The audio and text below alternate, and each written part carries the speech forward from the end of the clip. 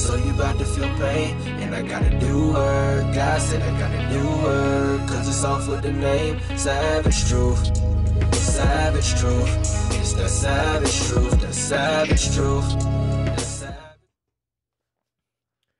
Welcome to the Savage Truth, and I am your host, Roy Dockery, coming to you for the last episode, the last series, the last thing that you get to binge from the Savage Truth Network in the Leadership Lab. So we've gone through 12 lessons, and we started from love, and we've worked our way all the way to delegation and deferring when it comes to just some of the concepts on being a good leader. I don't know if I've mentioned this in other videos, and I know, and we talked about some of my background.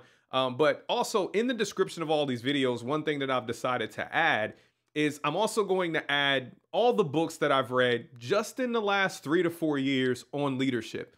Because what I don't want you to think is that these are just some thoughts that popped into my head. Yes, wisdom is a gift, but this isn't just things that I've come up with, right? There are things that I was either doing and then they were codified by other experts, by research, and by things that by other people who are practicing and who are disciplined in leading and organizational development, right? Like these are, organizational development and leadership classes were some of the focuses of my master's degree.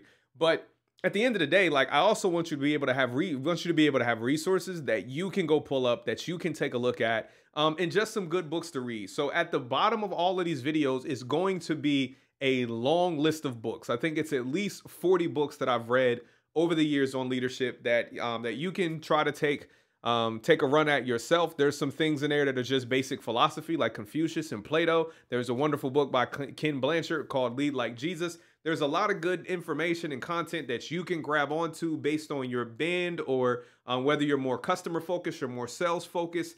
Patrick Lencioni has some great books for from a sales perspective, like The 5 Dysfunctions of a Team or The Advantage, other books like Make It Rain.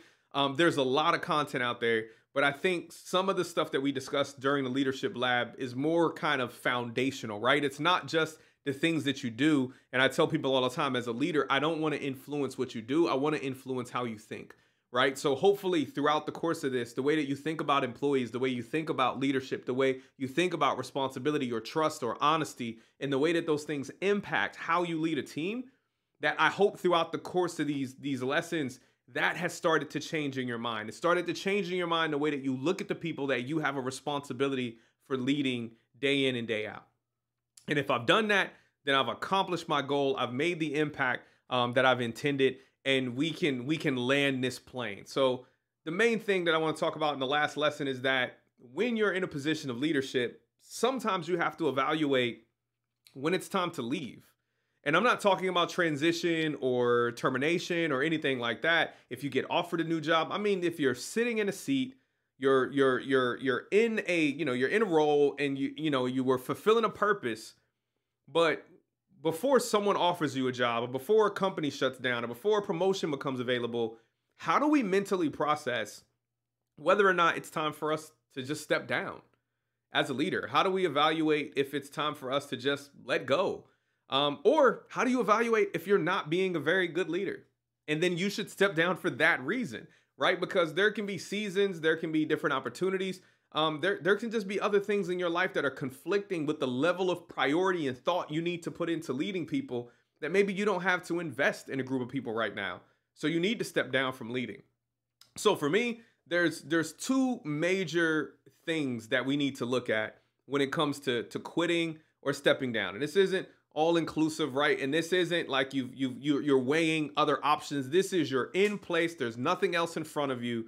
How do you evaluate whether or not you're past your prime, or whether you're starting to grow moss and no longer moving forward? So the first thing I would say is that, are you tired, and do you feel like you've reached a level of incompetence? And when I say tired, I don't mean physically exhausted. I have fatigue, I have autoimmune diseases, right? There are reasons that I'm tired. But when I say tired, I'm talking about, do you feel like you're burning a candle that doesn't seem to provide any illuminance, right? That it's not providing any light. Like you're constantly burning the candle at both ends, but you're still in a relative amount of darkness. Like you're working and you're pushing your team, and but you don't feel like you're moving the needle. Like you're putting forth the effort, you're being busy, you're being present, you're working hours, you're working overtime, right? Like you're filling up the timesheet, you're filling the clock,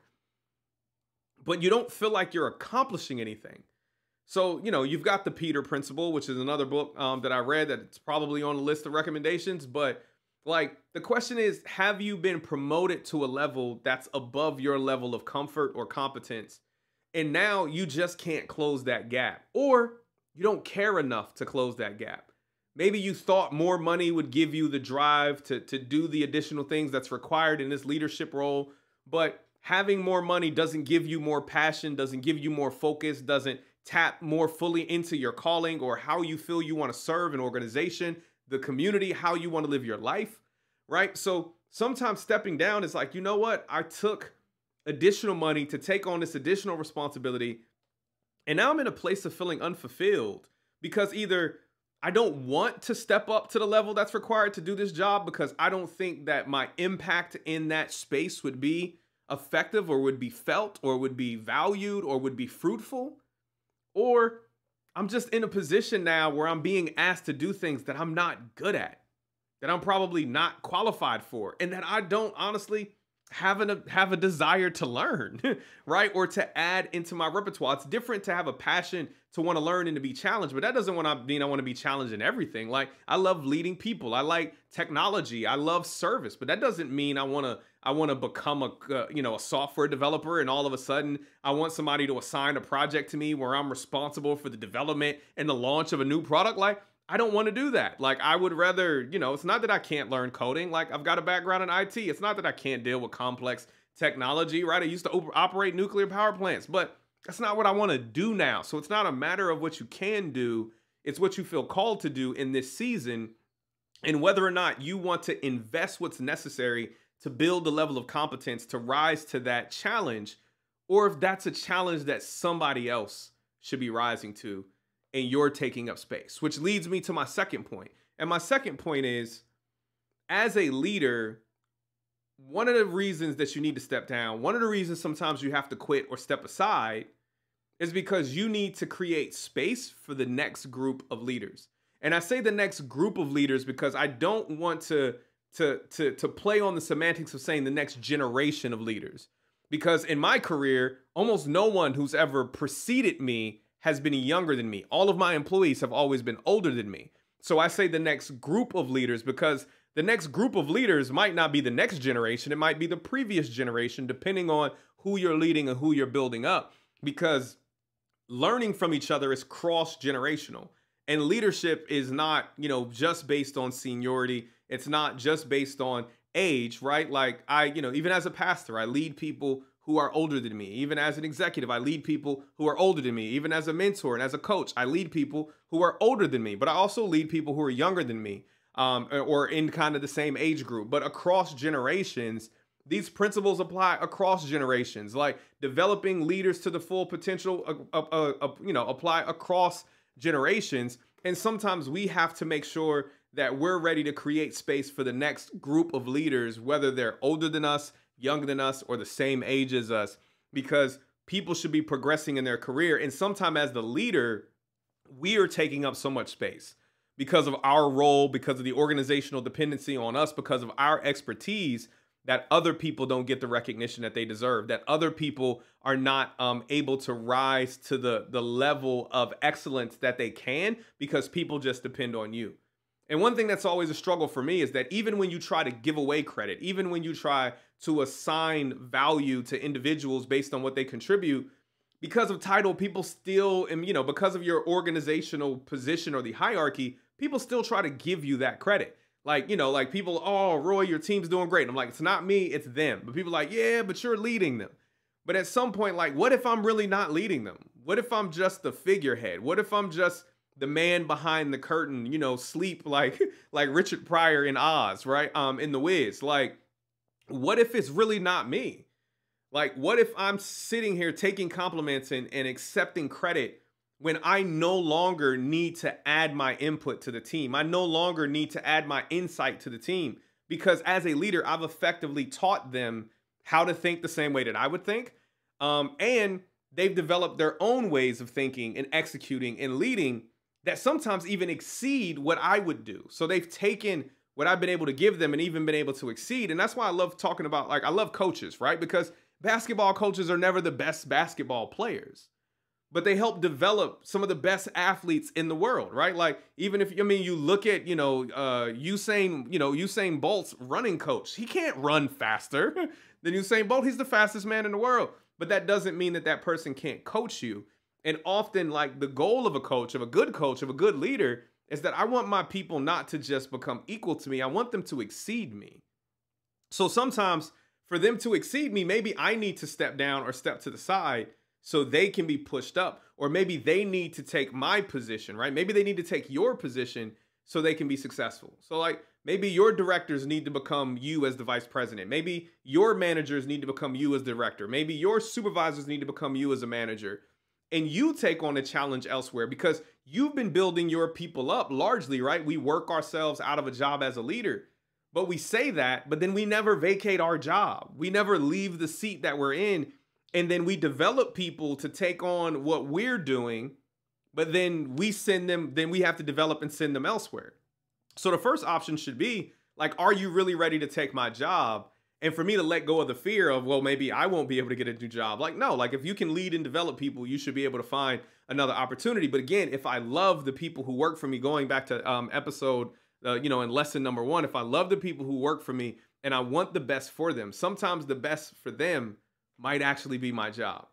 They've got to be ready for it. They've got to be qualified for it, right? Like, I've got to be able to confidently put, 10 toes, 10 fingers on the line saying, I absolutely believe that they are capable of doing this job. And I would walk away today thinking that they can handle 95%, 90% of this responsibility without my assistance. And I was able to do that at my last company, right? And I was able to walk away and I wasn't concerned. I wasn't anxious. And, and my mentee knew, like, if you need me, you can reach out to me. But he doesn't need me because I was developing him as a leader, right? And we work ourselves out of a job. So when we get to that point, the problem is a lot of us don't leave that job. So we build people up and we tell them that they're up next. We tell them that they're on deck, right? They're our successor, but then we never want to proceed so they can succeed. Like, we have to leave for them to succeed us. And that's just not a typical thing that we do. People hold on to the safety of their career. So sometimes letting go of what's safe, right? Letting go of the position that you already have so that somebody else can take it. That's a different level of leadership. That's a different type of mindset. But if that's where we were as organizations, think about the jobs that you would not have left if your manager who was building you up to be his replacement actually left. If the director who was building you up actually left so you could replace him, I think you would have more loyalty, you would have more sticking power, and you would have effective leaders going from, coming into different organizations who absolutely have the ability to be able to build something from scratch and to be able to build a team around them that will eventually replace them. Because that's where we want to be as leaders, right? Like, we want to lead in a manner where people don't need us. They're not dependent upon us, right? That we can just sit back and enjoy seeing them walk fully in their calling, walk fully in their purpose. And that because we've equipped them to be effective leaders. So this is the Leadership Lab from the Savage Truth Network. I hope you've enjoyed it. Like I said early on, I think I stopped saying it after the first 4. Like, we have a Discord channel, just so everyone's clear. Like, I have on a shirt that says, "Keep calm, God is with us." I am a pastor. It is very public, right? I am a person of faith, so I do mention faith throughout this. But this is for anyone. Like, anybody can do the Leadership Lab. I've led people of different faiths. I've mentored people of different faiths currently, and people who have different belief systems. Because again, I love everybody. My faith it's one of the requirements of my faith as well. To love those around me. So I hope this was helpful, right? Like, there was no fee, there was no charge, there's no catch-all. This is the information that I had on my heart that I wanted to share. I hope there's a benefit from it. If there's more that we can do for you, if there's more that we can connect with you on, like I said, the Savage Truth Network, we've got our Discord channel. You can find other things around leadership and coaching on my website for other connections and things of that nature. But I hope this helps. I hope you listened. I hope you allow it to process. Save the playlist. Go back, run it back. listen to the podcast while you're driving. If you don't want to rewatch the videos, it will also be on the Savage Truth podcast. And thank you for spending some time with us. It was some hours that we've gone through some things, but I hope you can see good qualities of leaders that you followed, of even, influencers that you follow, that you found in this content. Like I said, there's books that you can read, and there's other things that you can connect with to help round you out as a leader, so that you can be the kind of leader that you desire to the people who have to follow you. So God bless y'all. Thanks for spending the time with us, and we'll see you soon on the Savage Truth Network. Peace out. Somebody pray for me, whether I seem like I'm well or I'm not.